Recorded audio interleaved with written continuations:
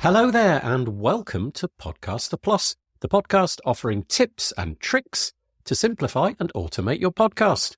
Find all the episodes at podcasterplus.com/show.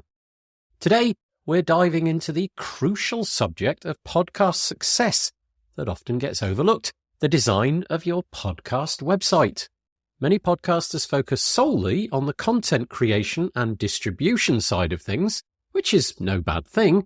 So, can a thoughtfully created website actually boost your audience? Well, let's find out, shall we? As always, the episode is going to be divided up into various different sections, and we will provide all of the links over on the Podcaster Plus website in the show notes. So, section 1, the importance of a podcast website.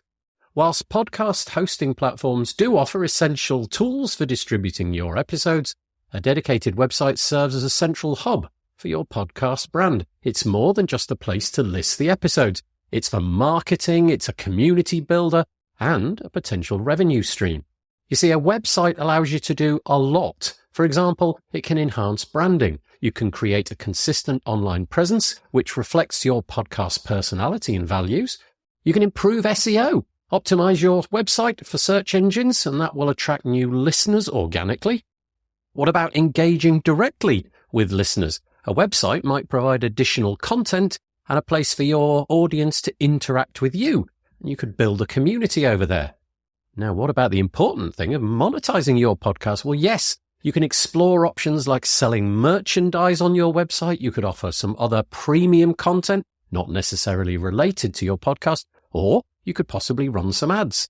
And also, it's a place to centralize everything. It provides easy access to all of your podcast episodes, show notes, contact information, a bit like we've got for this podcast, which you can find at podcasterplus.com/show. Section 2 then is going to be our key website design elements for podcast success section. Let's talk about the specific design elements that can make or break your podcast website. Based upon research from online websites, again, links in the show notes, here are some considerations. User experience, which is often just simplified to UX.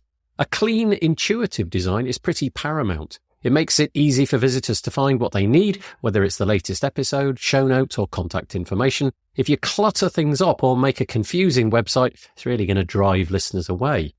Make it mobile responsive. Ensure that your website looks pretty good on all devices. So that could be desktops, tablets, smartphones. Most people can consume podcasts on their phones. In fact, that's the way that most people do it. So mobile optimization is pretty crucial.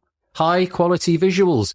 Don't use cheap graphics. Use professional looking images and videos to enhance your brand's aesthetic appeal. This includes your podcast artwork, website banners, and other visuals. Have clear call to actions. Guide listeners towards desired actions such as subscribing to your podcast, join your email list, or visiting other social media accounts. Use compelling buttons and make the messages pretty clear. You could also use your website for social proof.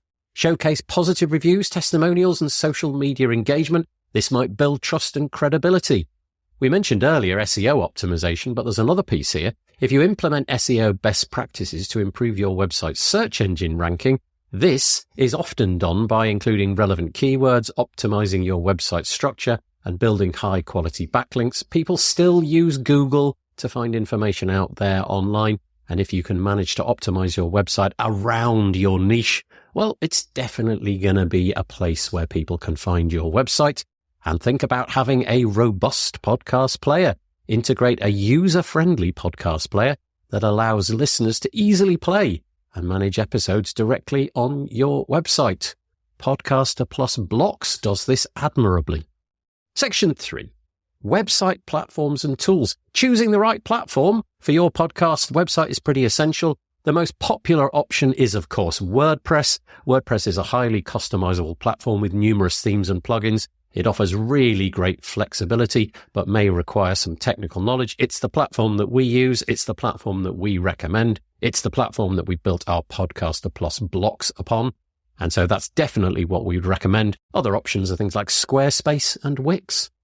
Section 4, measuring success. How do you know if your website design is working? Well, track metrics such as website traffic, Monitor the number of visitors to your website using tools like Google Analytics. There's loads of other options, but that seems to be the default. Engagement metrics. Track metrics like time on the website, bounce rate, and pages per visit. What about conversion rates? If you've got something you want to convert, measure how effectively your website does convert visitors into subscribers or other desired actions. And of course, podcast downloads. While not directly attributable to the website, a well-designed website can drive more traffic to your podcast hosting platform, leading to increased downloads. Section 5, well, it's not really a section, it's a conclusion. A well-designed podcast website is a powerful tool for growing your audience. By focusing on user experience, visual appeal, and effective marketing strategies, you can create a website that attracts new listeners, engages your existing audience, and helps you achieve your podcasting goals. Do not underestimate the power of a great website in your podcast journey. So there we go. That's what I've got for you this time around. Thank you very much for tuning in to the Podcaster Plus podcast. You can find it at podcasterplus.com/show. And we'll see you next time for some more tips and tricks to simplify and automate your podcast.